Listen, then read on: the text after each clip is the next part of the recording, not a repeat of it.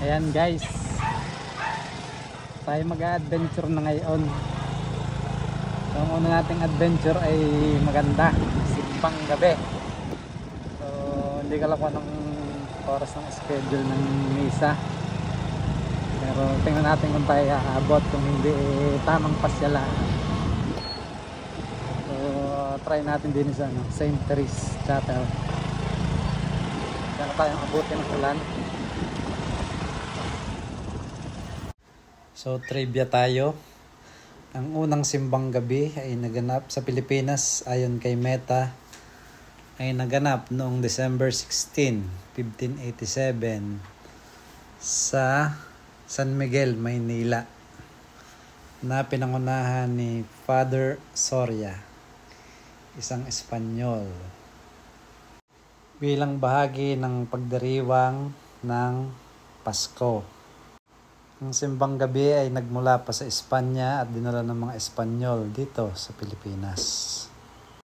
Ito ay isang mahalagang tradisyon ng mga Katoliko sa Pilipinas upang makapagpakumbaba, maghanda sa pagdiriwang sa darating na Pasko. Ayon, ito ang inyong Kuya Doc. Iba ang may alam. Sa ilalim ng puting ilaw at bilog na buwan.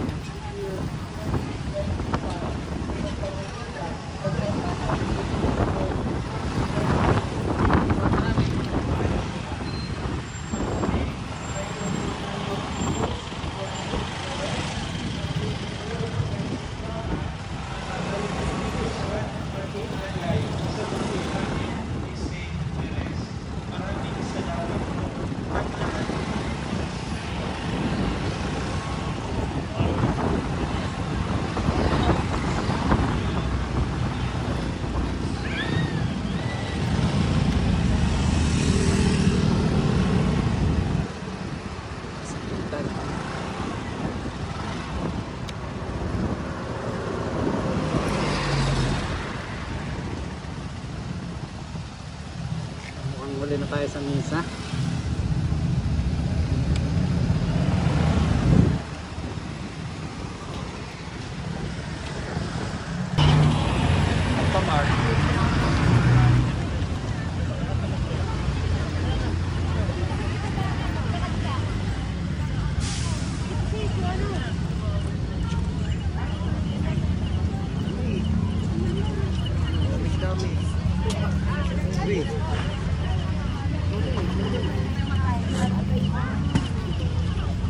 Yan, tayo umabot din sa misa.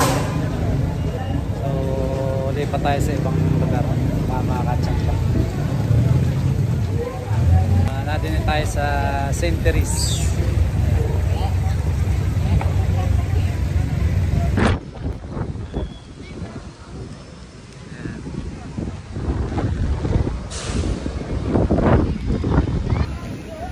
Bigo tayo sa ating adventure.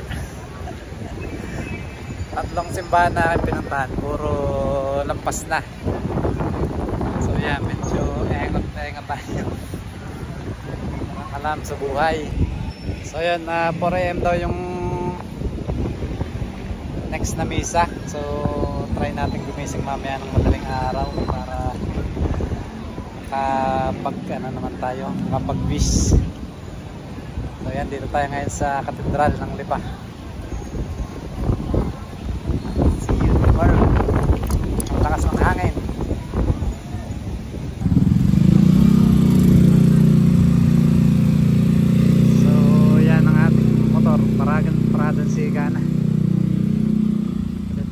Sabado bukas.